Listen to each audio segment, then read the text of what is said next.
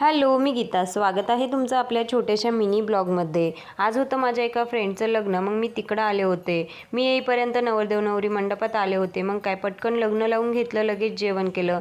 घरी पण मला लगेच यायचं होतं कारण देवांश घरी होता. त्यामुळे या ठिकाणी घरी आल्याच्या नंतर श्रेयांशीला झोपी लावून घेतलं कारण ती तिथं काही झोपलीच नव्हती. त्यानंतर मी पण फ्रेश झाले. खूप जास्त ऊन आहे तुम्हाला सांगते.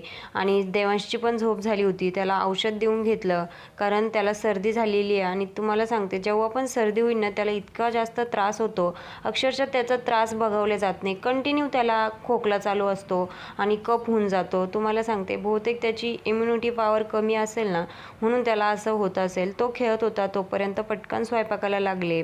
पीठ भिजवून घेतलं, भेंडीला पण फोडणी देऊन घेतली आणि डाळ भाताचा कुकर लावला.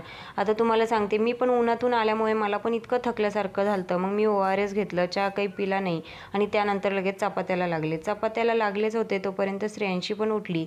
कशातरी त्या चपात्या करून घेतले. पण संध्याकाळच्या वेळेस मात्र देवांशचा त्रास खूप जास्त वाढला होता.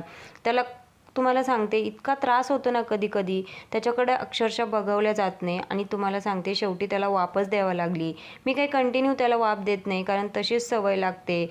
तर त्यामुळे पण मग आता पर्यायच नव्हता, वाफ देऊन घेतली आणि